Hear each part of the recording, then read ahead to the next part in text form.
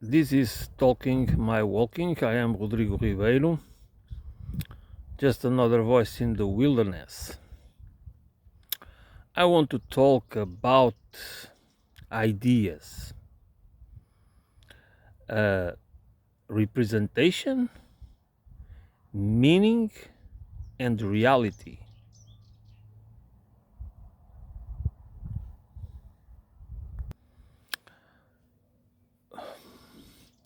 We understand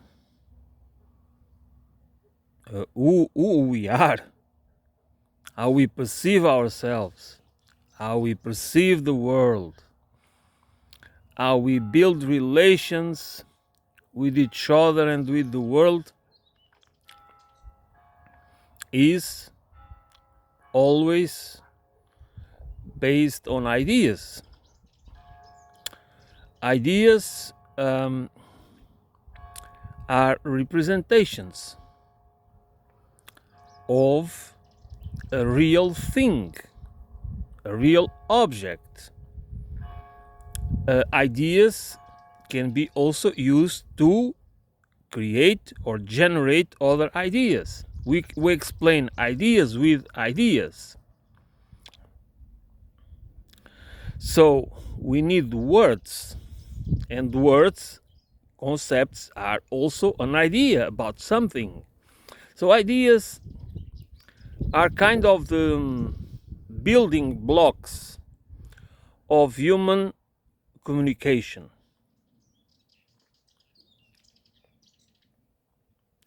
Uh, of course, there are between ideas. There ideas have always are include concepts, values, principles, norms, and we cannot understand ideas separated from each other. Ideas are in opposition to other ideas, or can be used to justify or explain other ideas while explaining them, while trying to building legitimacy about them. So this is a kind of a complex, but it's important to understand because and we take this because we take this reality of ourselves, of our condition. This is what I'm talking about. It's about the nature of the human condition, and because we take this as uh, as uh, um, as granted, we don't need. I mean, we just know it works like that, and that's it. But that's why it is so powerful, because the power of ideas and the power of narratives and the power of language framing is it works. It has nothing to do. It has most of it to do with our subconscious mind.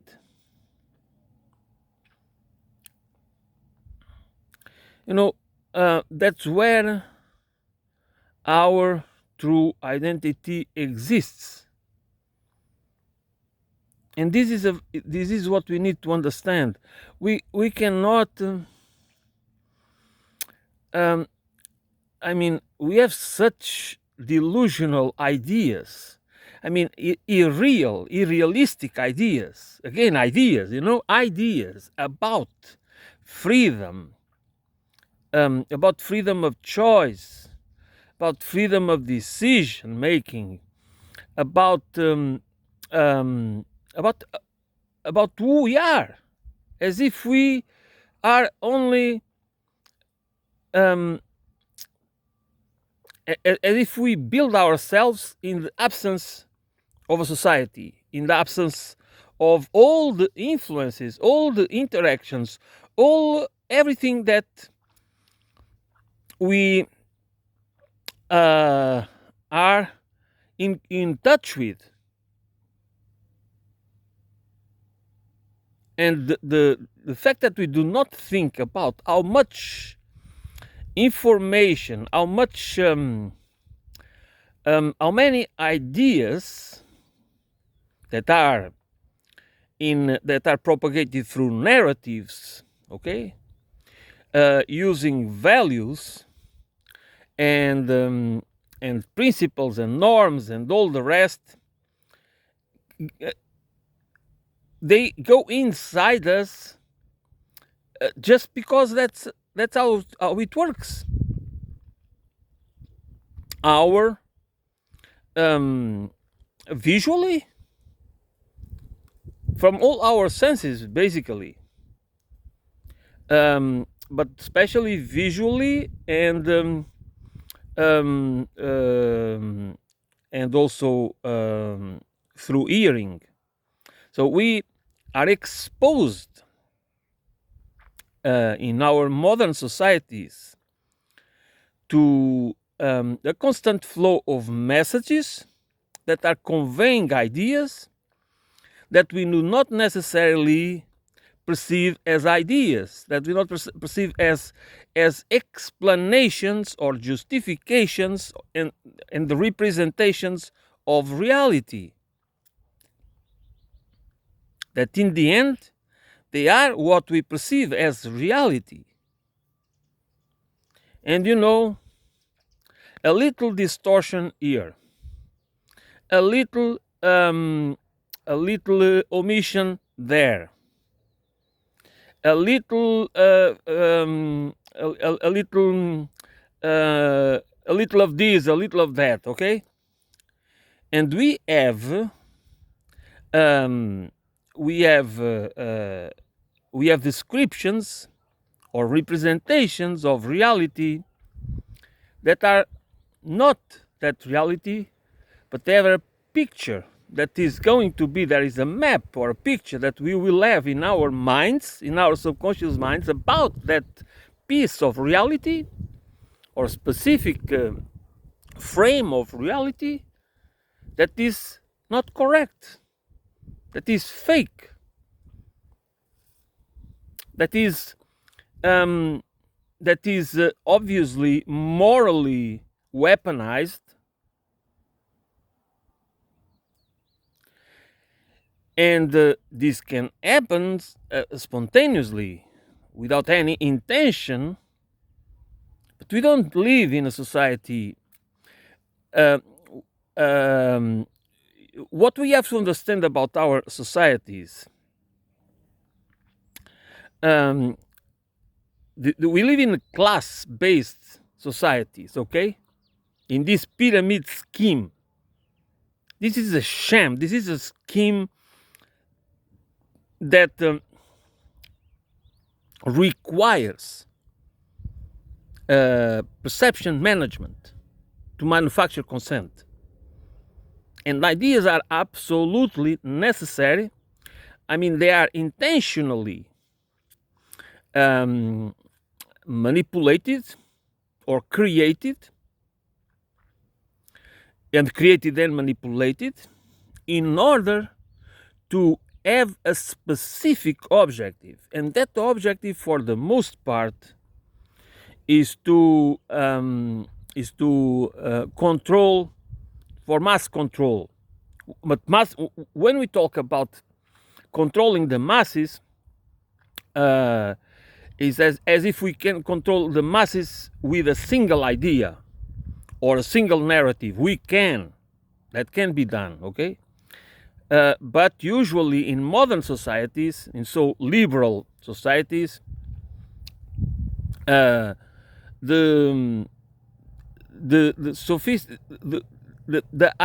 idea is to control people through division, through cultural diversity. Diversity and plurality is as part of the idea of personal freedom or of individual freedom, in the end is being used as a tool for social division, as that ends up being social engineering for social control. Okay, if we live in small societies, small groups, communities, where people do not have the mindset of taking advantage of each other, of exploiting the weaknesses of others, the flaws, the limitations, whatever. And there is the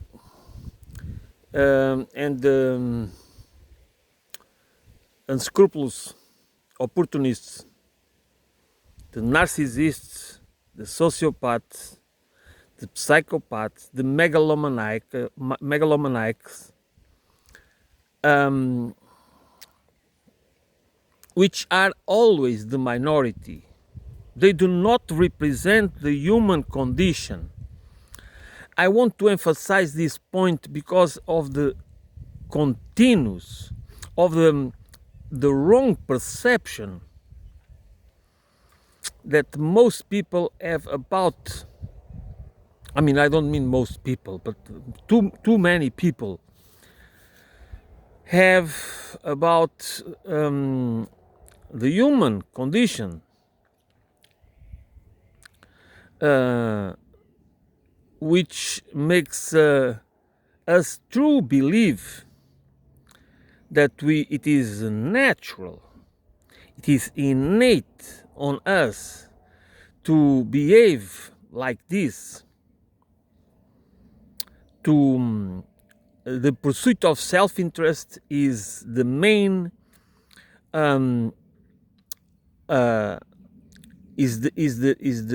is ingrained, is biologically.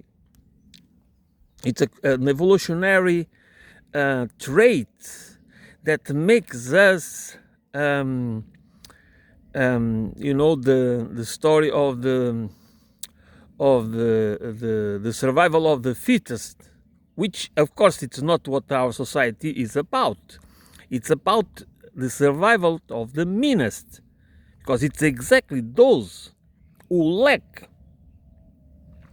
the main social traits over the main psychological traits over social species that could not survive in any other way but through cooperation, reciprocity, solidarity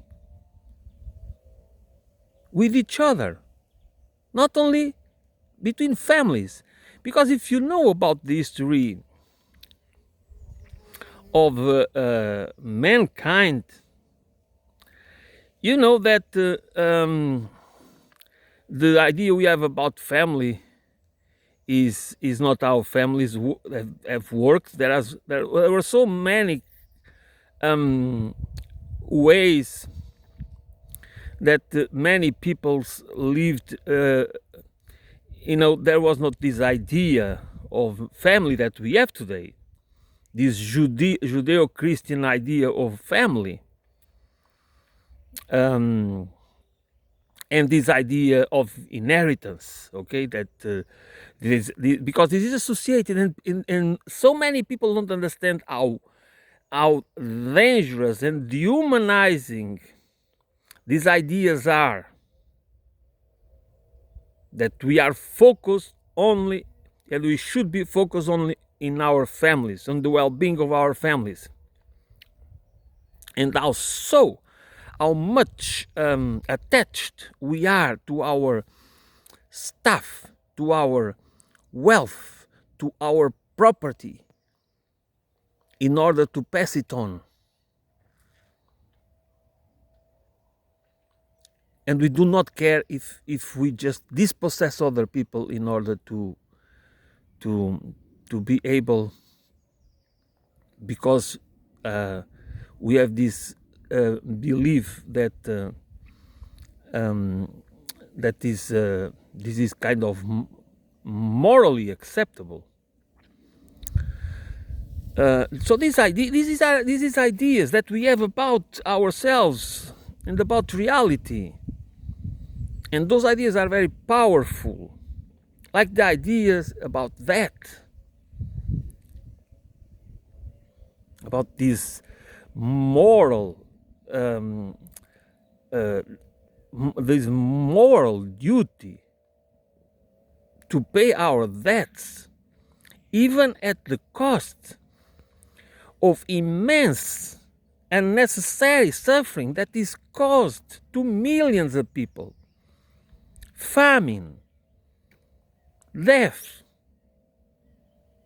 environmental destruction, crime. And why crime? Because desperate people resort to desperate means and start to prey on each other. Because most of us in the modern world live in a reality that is where manufactured scarcity through the enclosure of the commons. This possesses lots of people that do not have the possibility, like it used to be before, to have access to a free environment, territory that all animals need to find the means, to survive. And all these ideas are these ideas, there are ideas that they represent reality, and there are ideas that are created and inculcated, impregnated in our minds to describe a manufactured reality by those who want to control us, by giving us the ideas, again, always ideas backing other ideas, such as the weaponization of merit,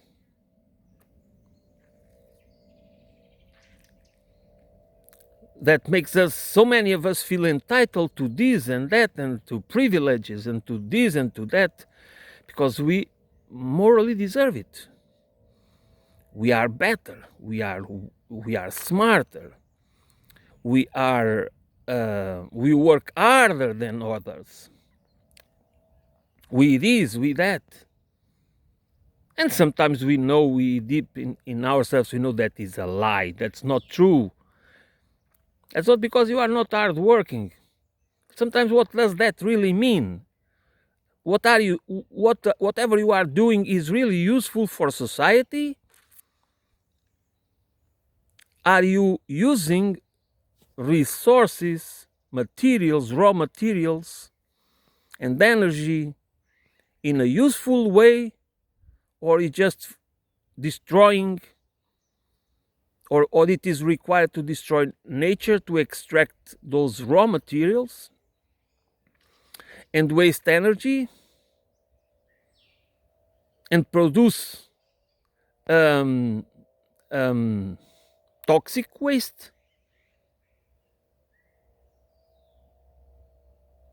And for what? To inundate the market, the so-called market, with stuff that we do not need to, that we have in so many times to buy with the money we don't have, because we are induced into this consumerist lunacy, this mindless consumerism, to somehow fulfill the emptiness of lives, of meaningless lives. There's those meaningless lives that in the pursuit of self-interest we are supposed to achieve happiness. I don't like the word happiness at all. I like the word joy.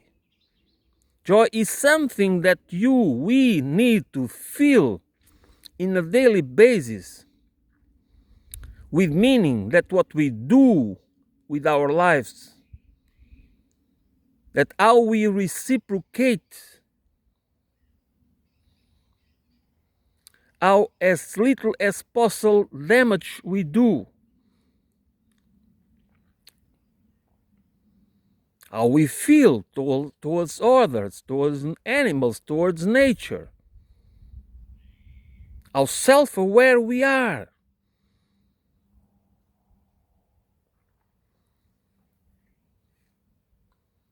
But that's not important.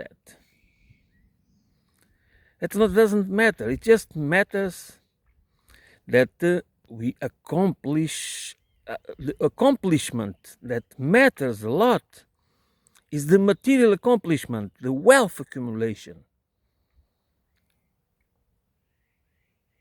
And all these are ideas, and ideas to defend other ideas. And this is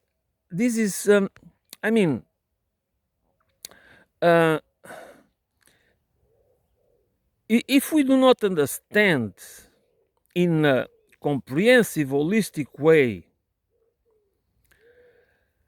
how all these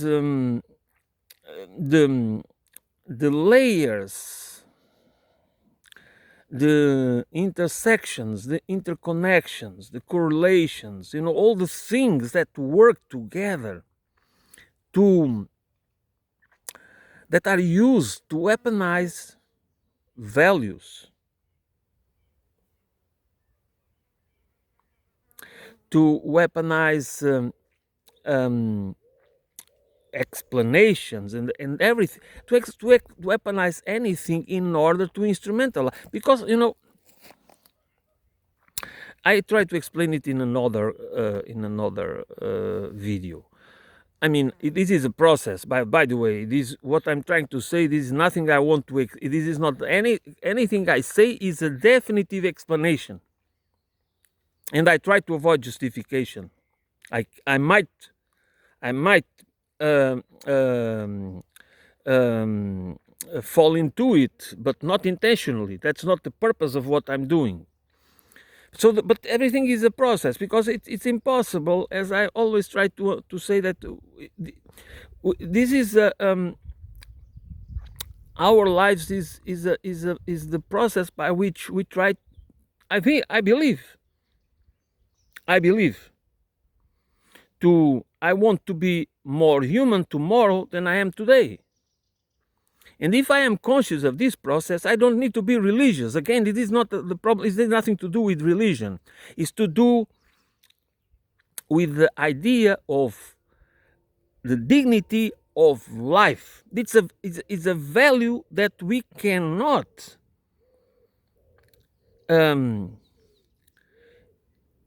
we cannot just take it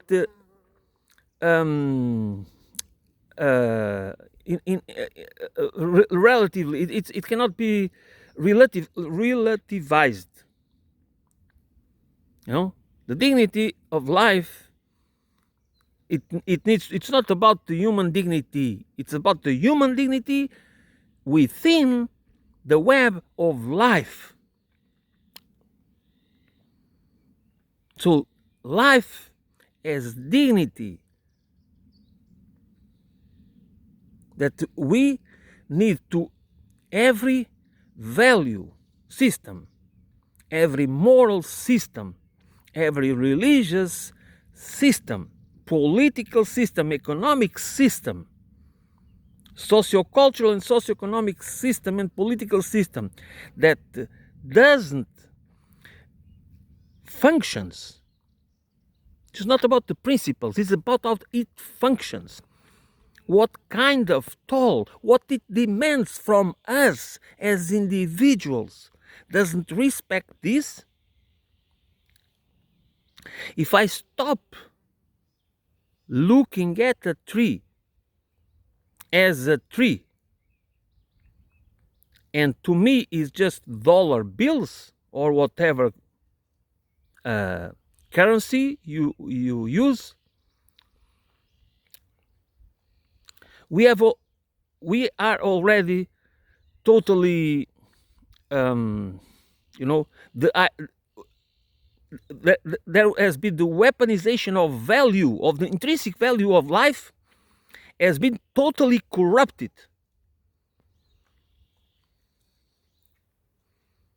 And put this together with competition, with the idea that we are competing with each other for the survival of the fittest, which is the survival of the meanest,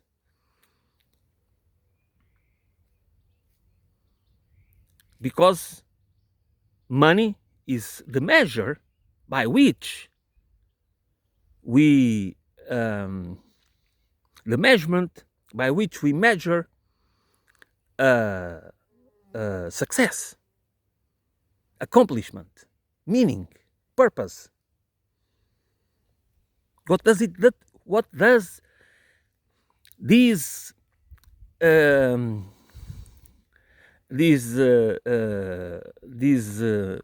web of ideas, web of deceitful ideas do to us, to our integrity as human beings, to our dignity as human beings, to our understanding of the very nature of our sociocultural condition. How much, because this has nothing to do, I'm sorry because I repeat it so often. Forget about sophistication. If you believe just because somebody is very sophisticated in whatever, in a scientific way, academic way, artistic, this and that, and this, this is accomplished. No, do not measure a human achievement. And that what should be the role of religion. To me, there is only one role for religion. Either religion helps us to make us more human, to humanize, or there is no use at all. If religion doesn't help human beings to understand that human beings are part of the web of life, and the dignity of life is as a whole, even those nasty little creatures and microscopic creatures that can kill us are part of that web of life for some reason.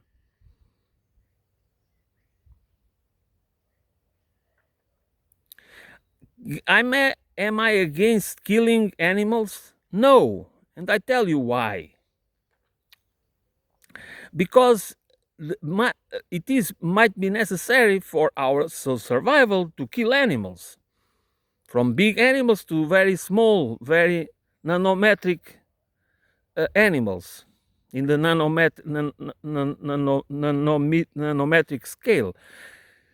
The point is, we do not kill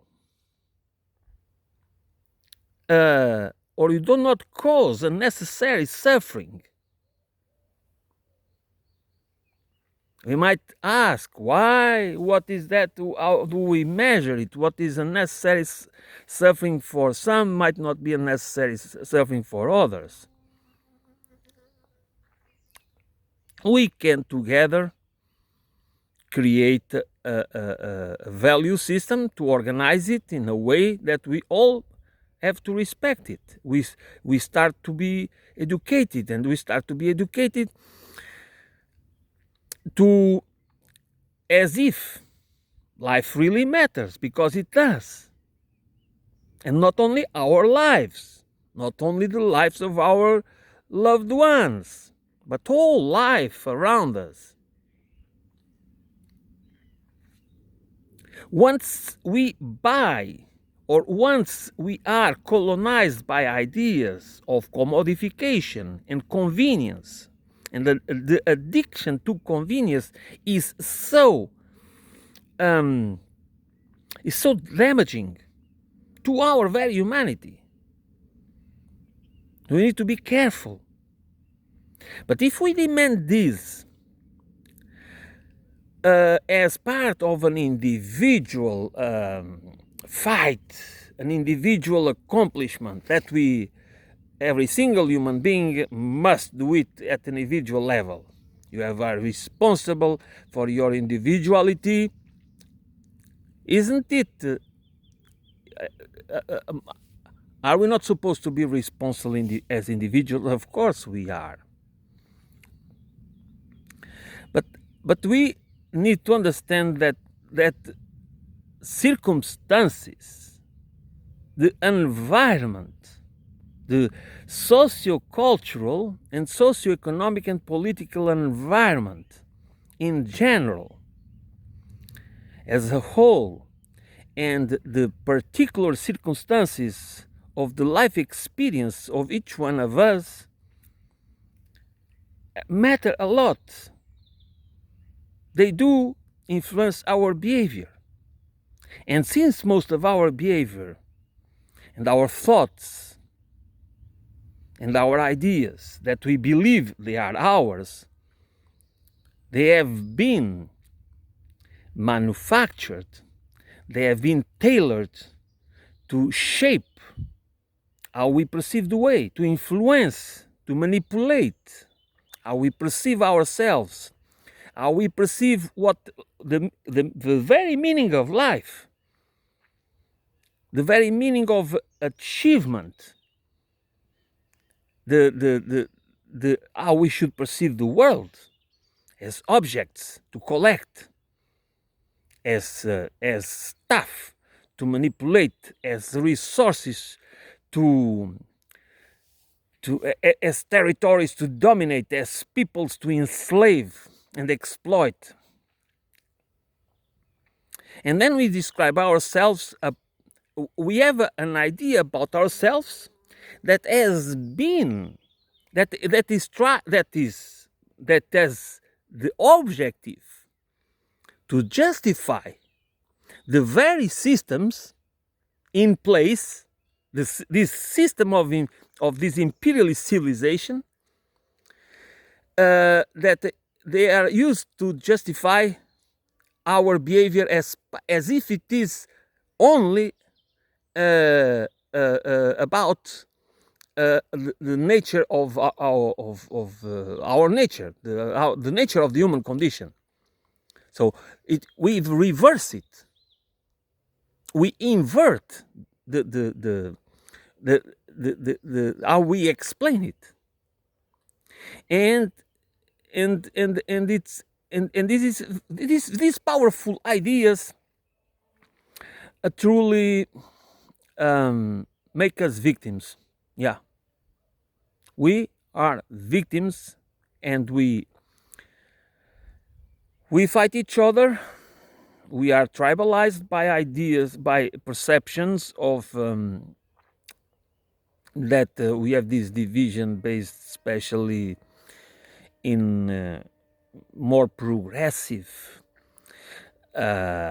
cosmopolitan ideas. Again, always about ideas. versus the more conservative ideas about family, sex, gender issues, and other cultural issues, and all these things that then you have the climate deniers versus the climate activists. You have the anti-vaxxers against the pro-vaxxers, and this and that, and so on and so forth. This is nothing to do with. This is the reality, but this is a reality that only exists. It is a manufactured reality. It is fake in a certain way because it's manufactured. It doesn't need to exist, but it exists with the purpose to control, for social engineering.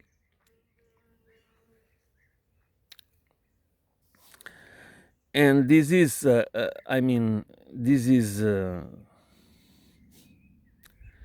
If we do not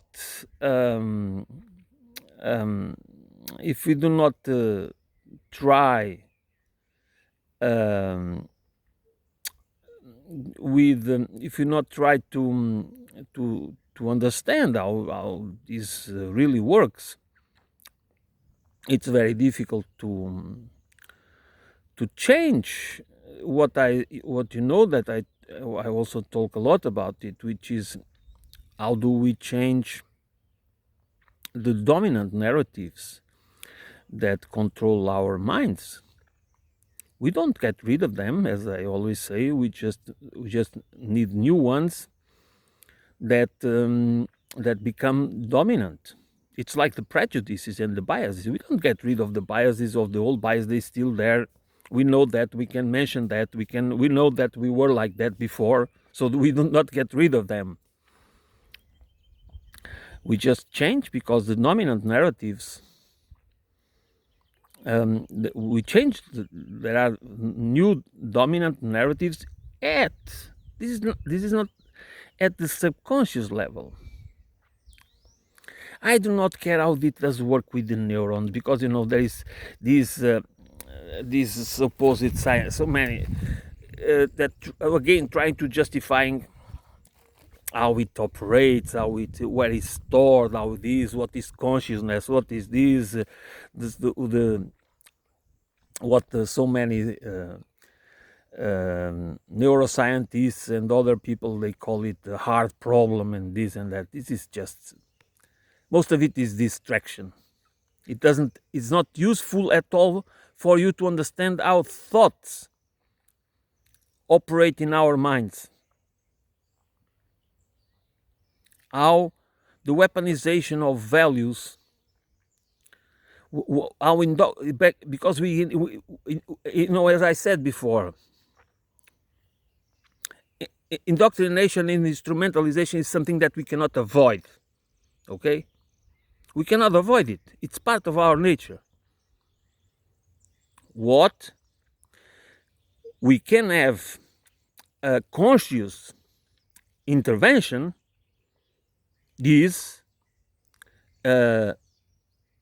what kind of instrument in the indoctrination and instrumentalization. It's useful for human beings to have a liberative culture, a culture that allows us to really grow as human beings in the web of life.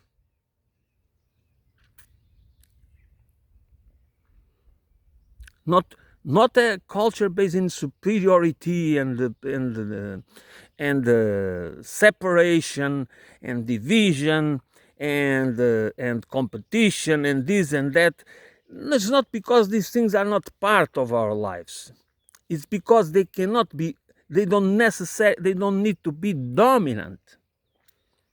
They don't need to be dominant as part of the sociocultural system and as part of the socioeconomic political system reinforcing each other and imposing on us forms of indoctrination and tribal and instrumentalization and tribalization that only favors uh, only favors dehumanization and technocratization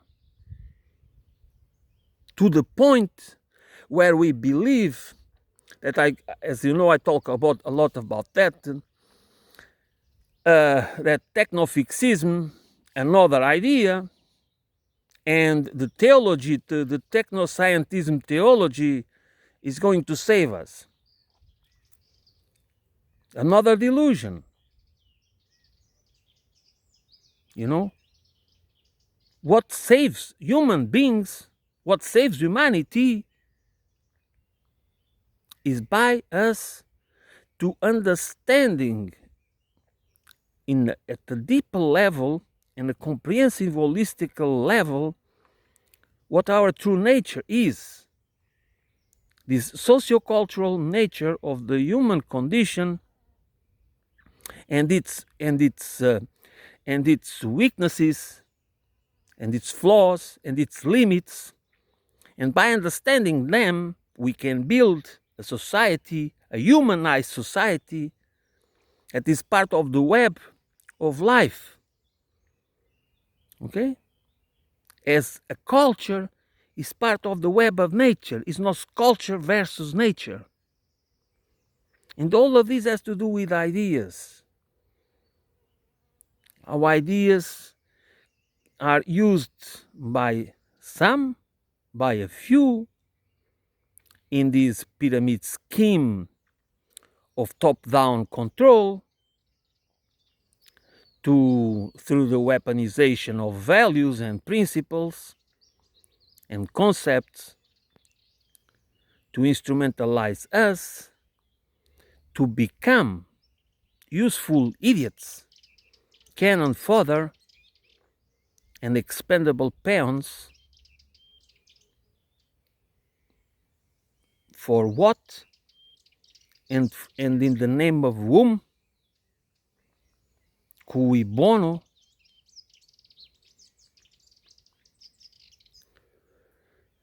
So what we need is to change our perception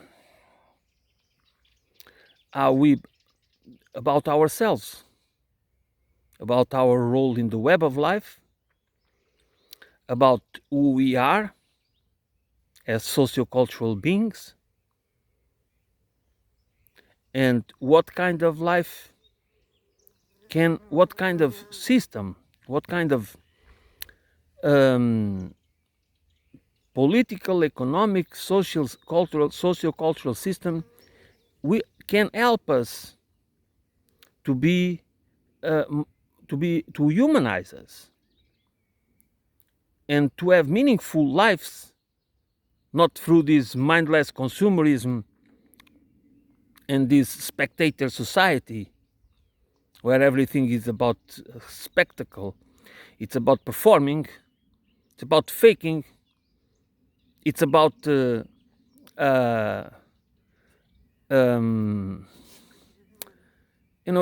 vanity, it's delusional. And cui bono? You, no. Me, no. Most of us, no. So why do we want a system?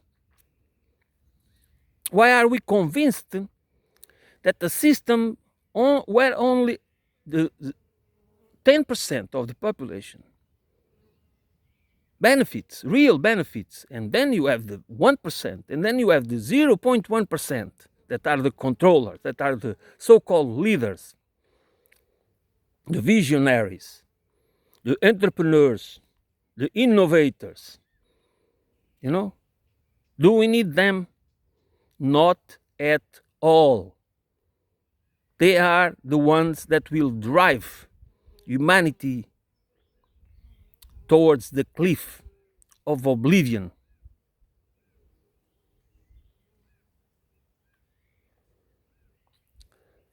So I know that I have to come back to these themes, because I what I ideas are much more.